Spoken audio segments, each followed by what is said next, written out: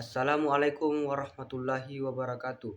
Perkenalkan, nama saya Umar Al-Faruq, NIM 21030150209 dari kelas PJKRF, jurusan Pendidikan Jasmani Kesehatan dan Rekreasi, Fakultas Ilmu Keolahragaan dan Kesehatan, Universitas Negeri Makassar. Baik, saya akan menjelaskan materi tentang faktor-faktor yang mempengaruhi perkembangan motorik. Faktor-faktor yang mempengaruhi perkembangan motorik pada anak, yaitu perkembangan merupakan proses yang terjadi akibat adanya perubahan kemampuan kerja organ-organ tubuh menjadi lebih terorganisir sesuai dengan fungsi atau kegunaannya masing-masing. Perkembangan yang terjadi pada anak berkembang sesuai dengan keterampilan motorik kasar dan halus, serta berdasarkan kemampuannya. Namun, perkembangan setiap anak memiliki tingkatan yang berbeda. Hal ini dijelaskan oleh Astuti 2020 yang menyatakan bahwa tidak semua anak bisa berkembang sesuai dengan usianya. Terkadang anak dengan pertumbuhan yang lambat, namun perkembangan fisik motorik anak tidak terlepas dari faktor penghambat dan faktor pendukung.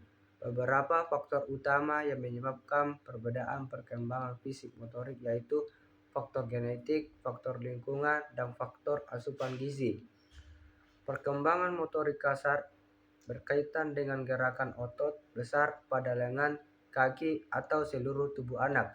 Dan sementara itu, perkembangan motorik halus melibatkan gerakan otot yang lebih kecil seperti jari, tangan, bibir, dan lidah anak.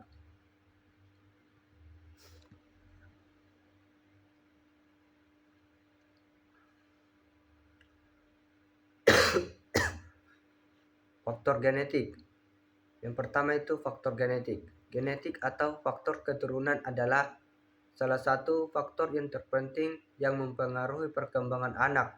Genetik dalam hal ini dapat diartikan sebagai ciri-ciri yang dimiliki oleh orang tua kemudian diwariskan kepada anaknya, atau potensi fisik dan psikis yang dimiliki manusia sejak kecil, pembentukan sel telur atau pembuahan, dan pertumbuhan sperma sebagai warisan dari orang tua melalui gen. Yang kedua itu nutrisi. Menurut Fitriadi menyatakan bahwa ada banyak faktor yang mempengaruhi perkembangan anak, termasuk dengan nutrisi. Nutrisi menjadi kebutuhan yang sangat penting bagi pertumbuhan dan perkembangan anak, di mana pada saat ini mengalami masa perkembangan. Salah satunya perkembangan otak. Anak perlu nutrisi yang banyak yang dapat menunjang proses perkembangannya, sehingga orang tua perlu memberikan asupan nutrisi yang cukup agar anak dapat terhindar dari masalah kesehatan yang mengganggu perkembangan motoriknya. Yang ketiga itu faktor lingkungan. Faktor lingkungan mempengaruhi proses tumbuh kembang seorang anak. Lingkungan dapat dimanipulasi dan dibuat ada karena lingkungan merupakan faktor eksternal. Bagian B.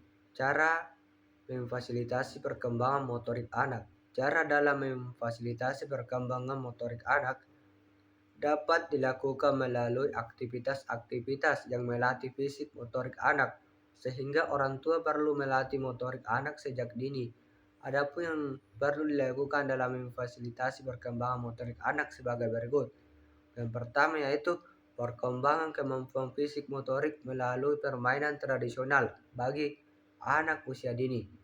Anak-anak sangat dekat dengan permainan. Dalam kehidupan sehari-hari, permainan baik tradisional maupun modern selalu dilakukan anak-anak. Permainan yang dilakukan merupakan suatu yang dianggap wajib dilakukan sebagai sarana untuk perkembangan fisik motorik bagi anak usia dini.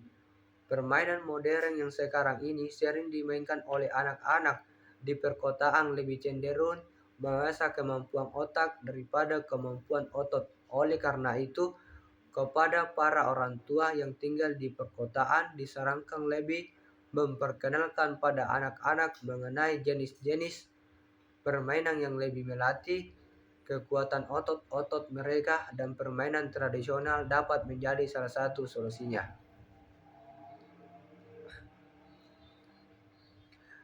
Padahal jika ditinjau lebih dalam, beragam permainan tradisional secara langsung dapat memberikan kontribusi kepada anak-anak, diantaranya sebagai berikut. Pembentukan fisik yang sehat, bugar, tangguh, unggul, dan berdaya saing. Yang kedua, pembentukan mental meliputi sportivitas, toleran, disiplin, dan demokratis. Yang ketiga, pembentukan moral menjadi lebih tanggap, peka, jujur, dan tulus. Keempat, pembentukan kemampuan sosial, yaitu mampu bersaing dan bekerja sama, berdisiplin, bersahabat, dan berkebangsaan. Bagian C, faktor-faktor yang mempengaruhi perkembangan motorik pada anak prasekolah.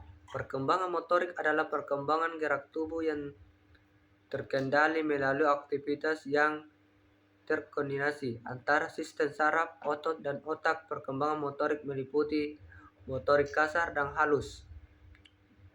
Keterampilan motorik halus anak usia prasekolah harus disimulasi selalu proses latihan yang berkesinambungan dan terarah.